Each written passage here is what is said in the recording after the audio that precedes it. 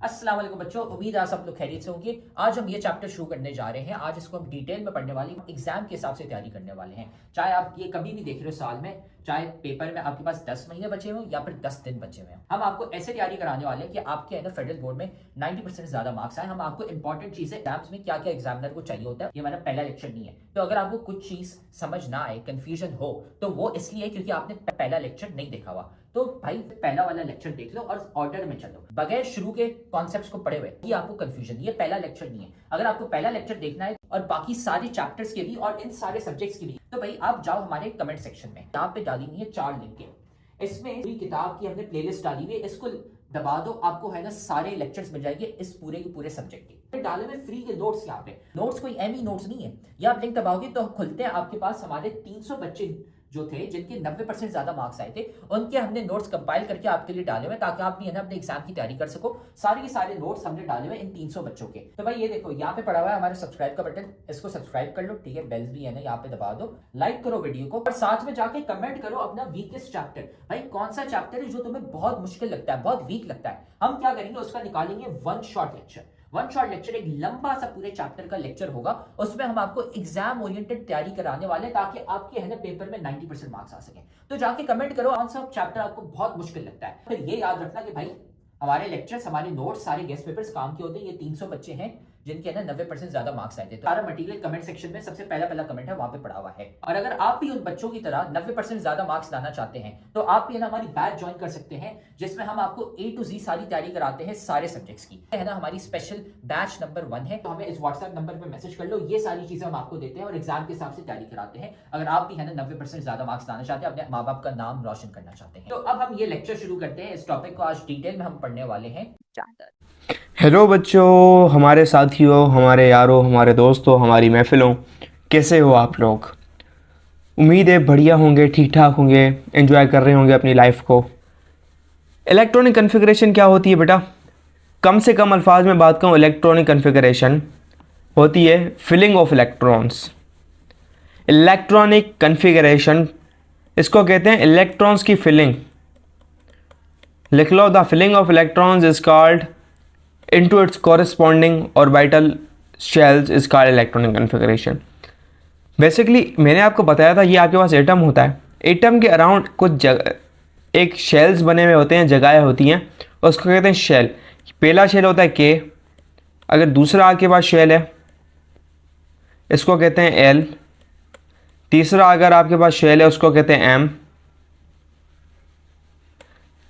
और further more हैं तो आपको उसको K L M N O P Q R S T, मतलब इतने नहीं आए, K L M N O P हैं, इसको कहते हैं शेल्स आपके पास। इन शेल्स के अंदर भी जगह होती हैं। पहले शेल के अंदर ये एस जगह होती है, ये एस जगह है। दूसरे के अंदर एस भी होता है, पी भी होता है, मतलब घर है, घर के अंदर रूम भी है। इसके अंदर एस पी डी होता है। सब शेल कहते हैं घर है। ये शेल क्या है? आपका घर है, घर के अंदर कमरे होते हैं। इसी तरीके कार से शेल्स हैं, शेल्स के अंदर क्या है? आपके पास कमरे हैं, ठीक है। S P A D A F है, कमरे के अंदर अलमारियाँ होती हैं जिसको कहते हैं हम ऑर्बिटल। एक कमरा एस पी डी, अब एस के अंदर और 2 अलमारियाँ हैं, पी के अंदर 6 अलमारियाँ हैं, समझ रहे हो, डी के अंदर 10 अलमारियाँ हैं। तो कमरों के अंदर बड़ी बड़ी अलमारियाँ हैं, ऐसे समझो। तो इलेक्ट्रॉन कौन सी अलमारी में होगा, या हमें पता होना चाहिए कि इलेक्ट्रॉन कहाँ पर होगा, कौन से घर में होगा, कौन से कमरे में होगा, कौन सी अलमारी के अंदर होगा। ये होती है इलेक्ट्रॉनिक कॉन्फ़िगरेशन। बोहर का मॉडल हमने पढ़ा था, उसमें बताता है सब शेल्स होते हैं, उनकी एन की वैल्यू होती है 1 2 3 4 5 6 7 1 करता है रेफर पहले को के, दूसरा एल को, तीसरा एम को, ठीक है। ये लिखा हुआ है एन 1 है तो के शेल होगा, 2 है तो एल, 3 है तो तीसरा शेल एम शेल। एम नाम है इसका, ठीक है, हमने खुद ने रखा है, इसके पीछे कोई रीज़न नहीं है के क्यों कहते हैं, एल क्यों कहते हैं, एम क्यों कहते हैं, हमने नाम रखा है खुद ही। जैसे एन की वैल्यू बढ़ती जाती है, आपका जो शेल है वो दूर वाला शेल होता जाता है, मतलब आपके जो शेल का है वो डिस्टेंस इलेक्ट्रॉन का और न्यूक्लियस का कम होता जाता है, सॉरी बढ़ता जाता है। डिस्टेंस ये वाला डिस्टेंस यहाँ से लेके यहाँ तक कम है, अगर ये x है तो ये वाला डिस्टेंस आपके पास क्या होगा? 4x होगा। स्क्वायर के साथ बढ़ता है। कैसे बढ़ता है? फर्स्ट ईयर के अंदर पढ़ोगे, मैंने 2x नहीं लिखा, 4x लिखा है। तो उसकी वजह से एनर्जी भी बढ़ती जाती है, जितना दूर होगा उतनी ज़्यादा एनर्जी होती है। एनर्जी का कॉन्सेप्ट आपको अभी नहीं समझ आएगा, फर्स्ट ईयर के अंदर समझोगे भाई एनर्जी का क्या ताल्लुकात है, पोटेंशियल एनर्जी उसकी क्या है, ठीक है, electrostatic potential energy. Subshell क्या है भाई, एक शेल और एनर्जी लेवल और डिवाइड है, मतलब आपका घर है, घर के अंदर कमरे डिविजन है, उसको कहते हैं sub energy level. N value of shell is place before the symbol for a subshell. For instance अगर एन 1 है के शेल के अंदर तो इसके पास ओनली 1 सब शेल होगा, एक कमरा होगा, मतलब के शेल के पास एक कमरा है, दूसरा घर है एक, ठीक है। उसके अंदर अगर एन 2 है, ये 1 मरले का घर है, ये 2 मरले का घर है, 3 मरले का घर है, 2 मरले वाले घर के अंदर 2 सब शेल होंगे, यानी 2 कमरे होंगे, ठीक है। एम शेल के अंदर 3 सब शेल होंगे, 3 कमरे होंगे आपके पास। एन के अंदर 4 होंगे, ठीक है। तो पहले वाले के अंदर एस होगा सिर्फ, दूसरे वाले के अंदर एस पी होगा, तीसरे वाले के अंदर एस पी डी होगा, चौथे वाले के अंदर एस पी डी एफ होगा। अब इनको कैसे कहते हैं हम भाई, सीक्वेंस कैसे बनाते हैं, ये दूसरे का पी है या तीसरे का पी है, चौथे का पी है, हमें कैसे पता चलेगा। कोई आपको कहे यार ये जो इलेक्ट्रॉन है पी के अंदर है, आप पूछोगे भाई कौन से पी के अंदर है, यहाँ पे 1 पी भी है, 2 पी भी है, 3 पी भी है, तीसरे का भी पी है, फोर्थ का भी पी है, कौन से का। तो इसलिए हम लिखते हैं ये 1s 2s 2p 3s 3p 3d 4s 4p 4d 4f, ऐसे लिखा जाता है, ठीक है। अब इनकी जो एनर्जी होती है बेटा, सबसे पहले जो इलेक्ट्रॉन है मैंने आपको समझाया था रिएक्शन क्यों करता है, मतलब इलेक्ट्रॉन लेता है क्योंकि उसको अपनी एनर्जी को कम करना होता है। जितनी ज़्यादा कम एनर्जी होगी उतनी ज़्यादा स्टेबिलिटी होती है। तो इलेक्ट्रॉन कहाँ जाएगा, दूर जाती जाओगे एनर्जी बढ़ती जाएगी, बताया मैंने। तो इलेक्ट्रॉन कोशिश करेगा कम एनर्जी वाले ऑर्बिटल में पहले जाए, 1s में पहले जाएगा, फिर 2s के अंदर, फिर जिसकी एनर्जी उससे थोड़ी सी ज़्यादा होगी या मतलब सबसे ज़्यादा कम होगी उसके अंदर जाएगा, ठीक है। सबसे ज़्यादा कम एनर्जी होगी वहाँ पे, पॉसिबल जितनी होगी वहाँ पे जाएगा। तो इस हिसाब से हमारे पास ऑर्डर होता है किसकी एनर्जी कम है किसकी ज़्यादा है। तो सबसे ज़्यादा कम एनर्जी 1s की है, तो हम ऐसे लाइन बनाते हैं, 1s पहले फिल होगा, फिर 2s फिल होगा, फिर 2p फिल होगा, फिर 3p फिल होगा, ऐसे फिलिंग होती है, फिर 3p 4s। अब पहले 1s फिल हुआ। भाई ये लेक्चर तो तुम बहुत मजे से देख रहे हो, लेकिन तुम्हें पता है कि लेक्चर देखने से खाली 90% मार्क्स नहीं आ जाते। असल में भाई मार्क्स कैसे आते हैं, तो भाई ये लेक्चर देखने के बाद आपने नोट्स खुद के बनाने होते हैं और फिर साथ में आपने प्रैक्टिस भी करने होते हैं सवाल। भाई ये हमारा फेवरेट कोट है, 90% marks don't come from just hard work, they come from consistency, smart strategy and proper revision. भाई स्मार्ट तरीके से पढ़ो, स्मार्ट तरीका ये हमने आपको बताया हुआ है, तो साथ में हम आपको तरीका भी नहीं बता रहे, साथ में हम आपको दे रहे हैं भाई नोट्स। जाओ कमेंट सेक्शन में, नोट्स में से आपको मिल जाएंगे भाई उन बच्चों के नोट्स। 300 बच्चे थे जिनके 90% ज्यादा मार्क्स आए थे, उनके नोट्स वहां पे पड़े हुए, लेकिन साथ में उधर नीचे हमने आपको सवाल भी दिए हुए प्रैक्टिस के लिए। ये यहाँ पे पूरी गूगल शीट पड़ी हुई है भाई, यहाँ से जाके सवाल प्रैक्टिस करो। खाली ऐसा कुछ नहीं होता कि हाँ हम लेक्चर देखेंगे हमारे मार्क्स आ जाएंगे, नहीं भाई, नोट्स पढ़ने होते हैं और साथ में इनकी प्रैक्टिस भी करनी होती है सवालों की। उसके बाद एनर्जी किसकी कम से कम थी, 2s की थी, फिर 2p फिल हुआ, फिर अगर अगला इलेक्ट्रॉन आता है वो फिर 3s के अंदर जाएगा, फिर 3p के अंदर जाएगा, फिर आप कहोगे 3d के अंदर जाएगा, नहीं, 3p के बाद जो एनर्जी 3d की है वो बहुत ज़्यादा है। 3d से कम जो एनर्जी वो 4s की है। मैंने कहा कम से कम एनर्जी वाले में जाएगा जितना पॉसिबल होगा, तो वो जाएगा 4s की एनर्जी ज़्यादा है। तो 4p में अब अगला कहाँ जाएगा, 3d में जाएगा। 4p की एनर्जी बहुत ज़्यादा है, बहुत ज़्यादा है, और 3d की कम है। 3d से भरेगा फिर 4p भरेगा, ऐसे भरेगा, ठीक है भाई। यही तो अरेंजमेंट होती है इलेक्ट्रॉन्स की, पहले कहाँ पे जाएगा, कौन से सबशेल के अंदर जाएगा, एनर्जी के बेस पे जाएगा। जिसकी एनर्जी कम होगी पहले वो भरेगा। तो ये जो बात है ना एनर्जी वाली, जिसकी एनर्जी कम होगी वो पहले भरेगा, इसी जो मैंने कॉन्सेप्ट को कहते हैं अवबॉ प्रिंसिपल। इस प्रिंसिपल को कहते हैं arrangement of electrons on the basis of energy of subshells and shells. This is aufbau principal.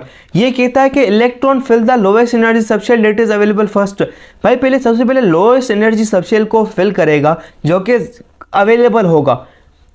कम से कम एनर्जी वाला अवेलेबल है तो पहले वो भरेगा। This means electron will fill first in 1s then 2s then 2p and so on. पहले 1s जाएगा, फिर 2s होगा, फिर 2p होगा, देन 2 सो ऑन होगा।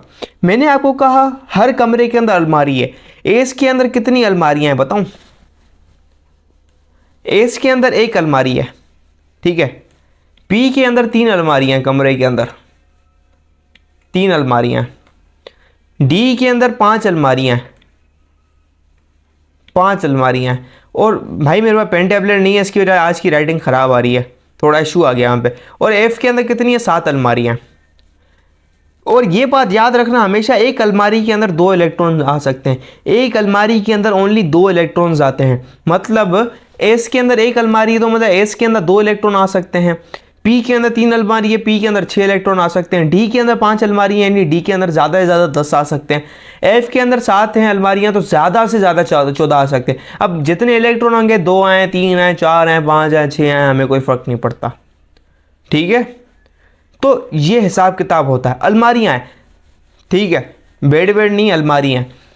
तो ये हिसाब किताब है कि यार ये अलमारी है, इसके अंदर जाएगा सबसे पहले। अब आपका सवाल है कि सर इन अलमारियों की सबकी एनर्जी सेम है या फ़र्क है? तो इन अलमारियों की एनर्जी की फिलिंग के अंदर देखो, एस की पी के अंदर आ गया, 3p भर रहा है सबसे पहले। अब 3p के अंदर भी कौन सी अलमारी भरेगी? 3 अलमारियाँ हैं पी के अंदर।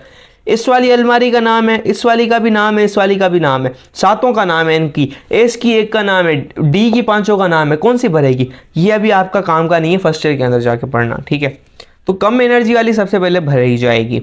साइंबल्स फॉर एटम्स एंड आयंस। अगला टॉपिक आ जाता है symbol for atoms and ions.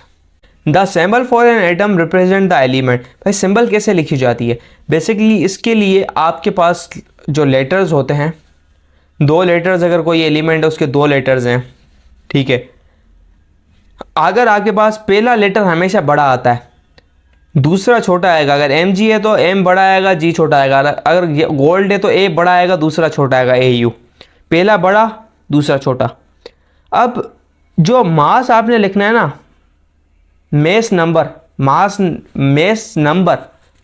Mess number क्या? Number of proton plus number of neutron, nucleon number.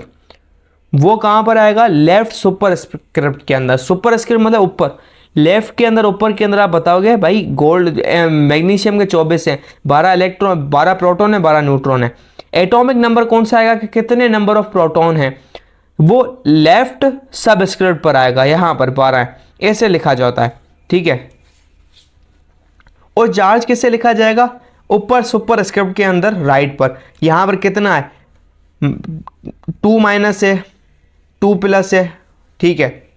दूसरी बात याद रखना, बहुत सारी किताबें सिंध के अंदर, पाकिस्तान के अंदर टीचर हैं, बेवकूफ़ नाम है, मैं गलत नहीं कह रहा उनको, वो -2 लगाते हैं, बोलते ना ये चार्ज +2 है। भाई +2 -2 आप कभी भी नहीं लिखते। IUPAC बोलती है गलत है। कैसे लिखोगे? 2 - 2 प्लस चार्ज है, वैसे नहीं करोगे। -2 ऑपरेटर बता रहा है कि किसी चीज़ से माइनस करना है, 2 माइनस चार्ज को बता रहा है, ऐसे लिखा जाता है। हमारी इस वाली बुक के अंदर सही लिखा हुआ, लेकिन सिंध बलूचिस्तान की किताबों के अंदर अभी तक मिस्टेक्स हैं और टीचर भी मेरे सामने गलत पढ़ा रहे होते हैं। The number is often omitted. This diagram shows, भाई mg की एग्जाम्पल दी गई है कि भाई क्या है 24, भाई इसका मेस नंबर था जो राइट लेफ्ट सुपरस्क्रिप्ट पर है। 12 इसका जो था वो, इसका जो 12 था वो लेफ्ट सबस्क्रिप्ट पर लिखा हुआ है जो कि एटॉमिक नंबर है। और +2 चार्ज था इसके ऊपर, तो 2 प्लस लिखा हुआ है ऊपर, 2 पॉजिटिव, जो कि बता रहा है इसके ऊपर ये आयन है। ये क्या बता रही है? आयन है, ये आयन की सिंबल है। अगर कोई एटम होता तो एटम ऐसे लिखते हैं mg 12 24, ये एटम बता रहा है, कोई चार्ज नहीं है इसके ऊपर। अगर आयन होता तो mg के ऊपर क्या बोलते भाई? ये आयनिक फॉर्म के अंदर है, 12 इधर आएगा, 24 उधर आएगा। इसने 2 इलेक्ट्रॉन लूज किए तो इसके पास क्या आ गया? 2 पॉजिटिव आ गया। ये आयन का है, इधर कोई भी चीज़ आ जाए समझो आयन है। ये आयन को शो कर रहा है, आयन, और ये एटम को शो कर रहा है। सिंपल सी चीज़ है याद रखने की।